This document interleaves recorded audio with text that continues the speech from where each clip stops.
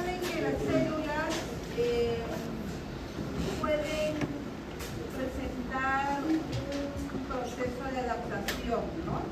Cuando la célula es sometida a un estrés, esta puede adaptarse de diferentes formas. Puede hipertrofiarse, ¿no? Puede haber hiperplasia, puede haber atrofia, ¿no?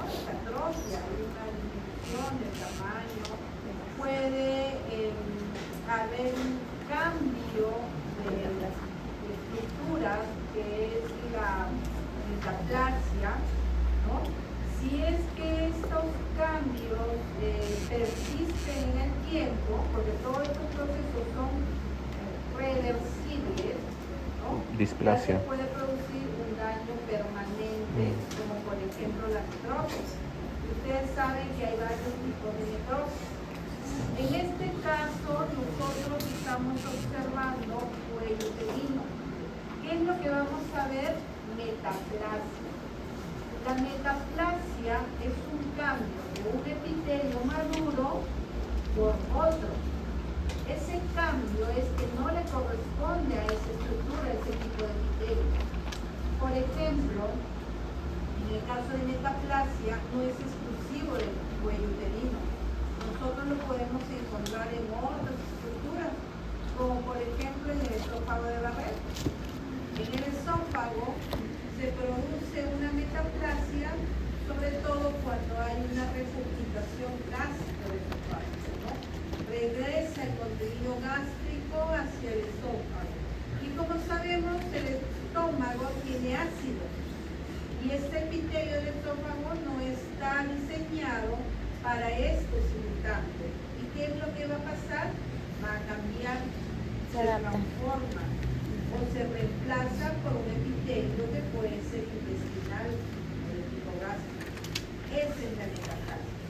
En el caso de aquí, en el caso del cuello uterino, nosotros sabemos que hay un exocervix, que es la parte externa, la que está en contacto con el canal vaginal, y que tiene un epitelio escamoso, plano estratificado. y tenemos un endocervix que tiene un epitelio Cilíndrico. Entonces la metaplasia se va a producir en este endocervix, pero también puede producirse en las glándulas, ¿ya? En las glándulas endocervicales. Bien, entonces miren acá, nosotros estamos viendo un epitelio poliestratificado. Por el grosor nada más yo veo que hay varios estratos, pero si yo hago el recorrido, bueno, no nos está ayudando mucho el microscopio, el data, no sé qué cosa es lo que está fallando.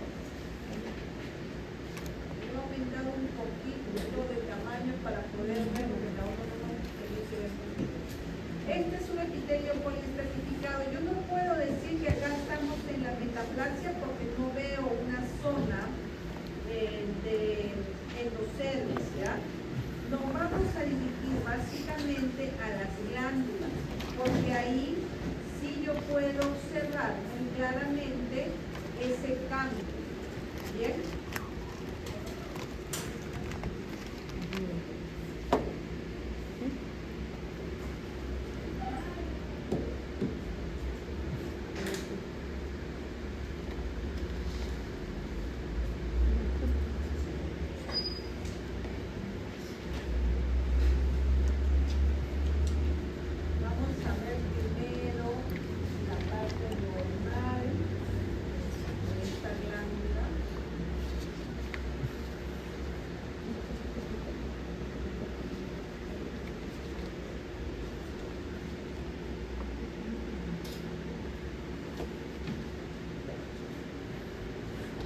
Nosotros sabemos que hay unas células cilíndricas y hay unas células cúbicas y hay unas células planas. ¿Ya? Cada una se va a identificar de manera distinta por las características que nosotros vamos a describir. Bien, Esta es la célula cúbica, ¿cómo era? ¿Se acuerdan? ¿Cómo era? Acidófila, ovalada. Era un cuadrado, ¿no? Entonces, alto y ancho era similar. Y el núcleo de posición central, ¿verdad? La célula cilíndrica, alto era mayor, ancho menor. ¿Qué quiere decir? Es más alta que ancha y el núcleo de posición más alto, ¿no es cierto? Entonces nosotros estamos viendo la posición del núcleo basal, célula cilíndrica. ¿Bien? La célula cilíndrica, en este caso, es simple porque tiene un solo estrato. Yo puedo decir cilíndrica simple o monoestratificada, que tiene un solo estrato. ¿Bien? Pero aquí en la metaplasia va a haber un cambio. Entonces, ¿qué es lo que se va a presentar? Primero se van a presentar, o vamos a observar células subcilíndricas, que quiere decir que son células que van a estar por debajo de las células cilíndricas y van a comenzar a aumentar o proliferar. Entonces acá nosotros ya estamos viendo, y acá más arribita estamos viendo más cantidad. ¿Qué quiere decir? Que estas células subcilíndricas me van a formar en primer lugar dos estratos y posteriormente va a aumentar los estratos. Si aumentan los estratos, entonces yo voy a ver que hay un aumento o un cambio. Ya no es monoestratificado o ya no es simple, va a ser Poliestratificado. ¿no? Miren ahí, estamos digamos en dos estratos, pero vamos a ver que en otras áreas esta va a ir cambiando.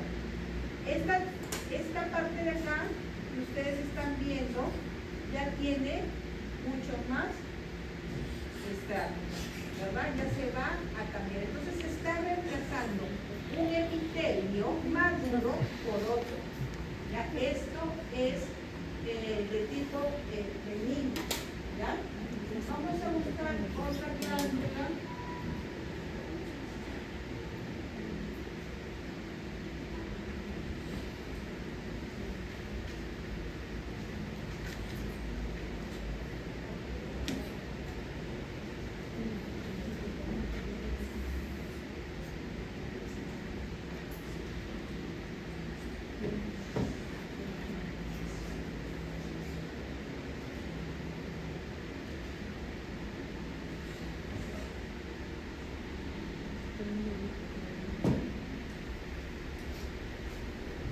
Igual primero nos vamos a ver lo que...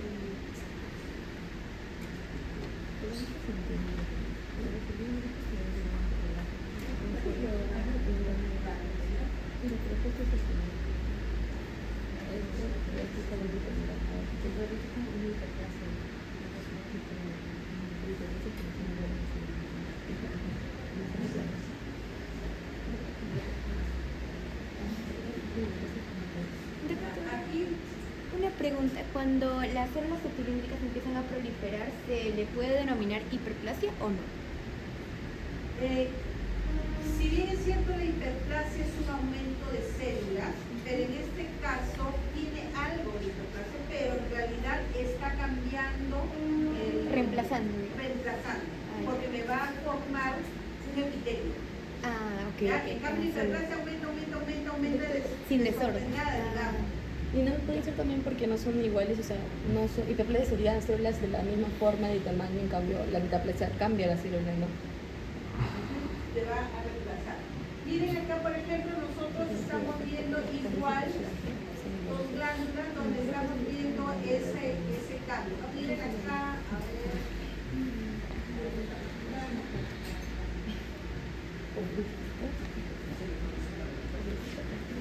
O sea, la metaplasia en sí es el cambio, reemplazo de un epitelio a otro. Está cambiando el epitelio cilíndrico simple a un epitelio estratificado. ¿Ya? Entonces, ese es el cambio. Si ustedes están viendo ahí, estamos viendo en la mano izquierda esas células cilíndricas y en este otro lado ya ese cambio cambio del epitelio. Acuérdense que el epitelio del cervix es un epitelio que tiene estratos también, ¿no? Las células basales, las parabasales, ¿se acuerdan ustedes? Las superficiales, ¿verdad? Entonces va a ir cambiando. En el caso de las glándulas también vas a ver ese reemplazo de ese epitelio, se está cambiando un epitelio. ¿Verdad? A eso se le llama metaplasia. Entonces ustedes ubiquen, por favor, en las glándulas, ¿verdad? En las glándulas para ver esos cambios. Hay algunas en mayor cantidad que en otras. ¿Ven? Aquí nosotros podríamos decir que es un epitelio cilíndrico simple, no. ¿Ya? Entonces, metaplasia es muy distinto a lo que es displasia. La displasia, ya estamos hablando de una lesión pre-maligna o pre-cancerosa. Este es el mismo órgano, es cuello uterino, pero aquí es otro corte. Si ustedes observan, acuérdense de que patología tiene un poco de imaginación, tienen que imaginarse mucho, a veces porque las estructuras no la vamos a ver como en el libro, ¿ya? Esta parte de acá, exocervix, epitelio estratificado, plano, esta parte de acá viene a ser endocervix. Aquí ustedes sí pueden ver esas células cilíndricas simples. Y esta área de aquí viene a ser el área de transición, ¿ya? El área de transición, el área que está cambiando del epitelio o del endocervix al cervix, del poliestratificado al cilíndrico simple, que también se le llama, ¿cómo también se le llama? Cilíndrico simple. El cilíndrico simple. Columnar, ¿no? Vamos columnar, pero Columnar. puede ser- Epitelio cilíndrico. puede ser la unión escamocolumnar. Unión escamocolumnar. ¿Ya? Entonces, esta es la zona más importante a estudiar porque es en estas primeras zonas donde se van a presentar los primeros cambios. Los primeros cambios patológicos en el caso del cáncer de cuello uterino. ¿Ya? Entonces, nosotras, las mujeres, una vez que iniciamos nuestra actividad sexual, nos debemos de hacer un estudio. ¿Cómo se llama ese estudio? Papá Nicolau.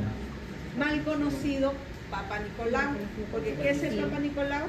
Es una división. Una coloración, ¿cierto? Entonces, el nombre correcto es el frotis cérvico-vaginal.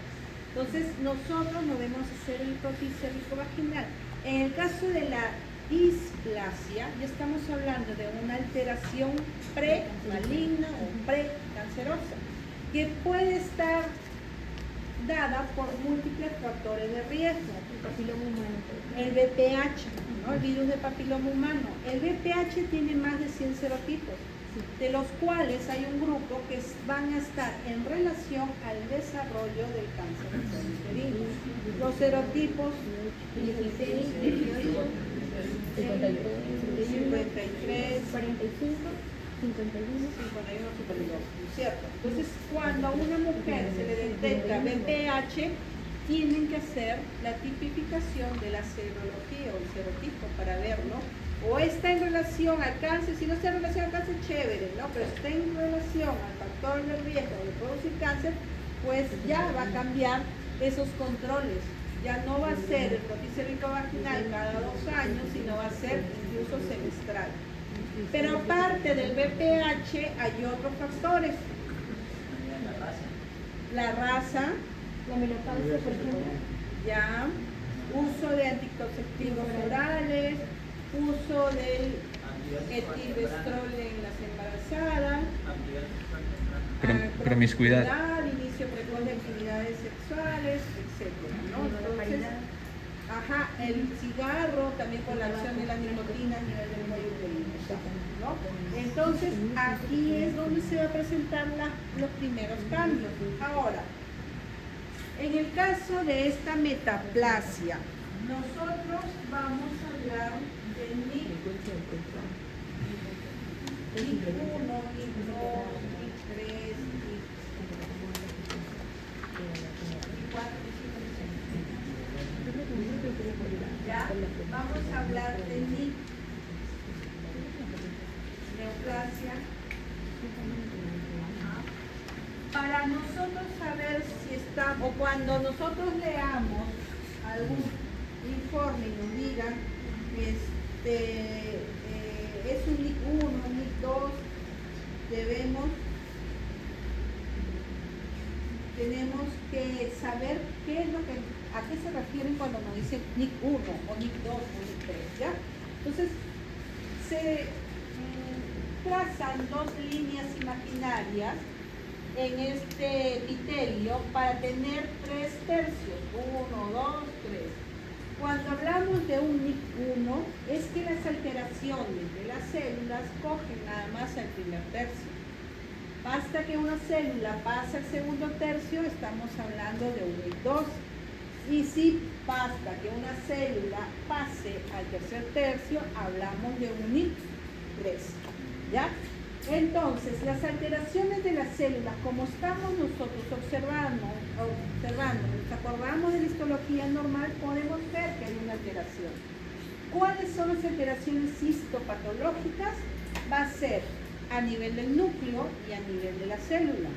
Al nivel del núcleo, nosotros estamos viendo que estos núcleos tienen diferentes formas y diferentes tamaños. A eso se llama anisonucleosis. Anisonucleosis. Pero también hay una anisocitosis, que quiere decir que no solamente cambia el núcleo en formas y tamaños, sino también la célula. ¿Ya? Incluso la relación núcleo-citoplasma va a estar alterada. Entonces, nosotros estamos viendo aquí que hay diferentes formas de los núcleos, ¿no? Miren, esta está más alargada, hay unos más redondos, ¿no? Hay diferentes formas en los tamaños también de la célula. Entonces hay anisocitosis celular y anisonucleosis. Cuando nosotros hablamos de cáncer de cuello uterino in situ, quiere decir que solamente las alteraciones abarcan en el epitelio. Basta que rompan la membrana basal para decir que ya hay una infiltración. Bien, entonces, sabemos de que está en relación a los al virus del VPH. Cuando el VPH ingresa a una célula, se le denomina coilocitos y lo vamos a identificar porque su citoplasma es claro, ya tiene un poco de citoplasma claro. Entonces, si ustedes ven en algún resultado que dice presencia de coilocitos, ya saben que es una célula que está infectada por el VPH. ¿Ya? Entonces, cuando nosotros hacemos el recorrido de este cuello uterino, miren los diferentes grosores, no hay una homogeneidad, ¿no? No hay una, las células están siendo diferentes formas, diferentes tamaños. No, eso puede ser por el extendido, o por el corte de esto, ¿no? Pero acá, por ejemplo, nosotros vemos bastantes coilocitos, ¿no? Los coilocitos. Y el tamaño de las células también, como estamos viendo, núcleo, el estroma, ¿no? Y algunos son más grandes, hay más chicos, entonces se correlaciona con lo que está descrito en el fondo. ¿Ya? Bien.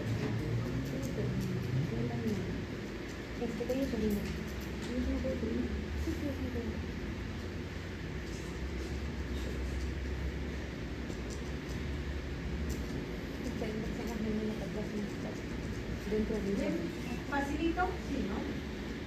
En la lámina le va a decir carcinoma in situ, por si acaso, ¿ya? Esa es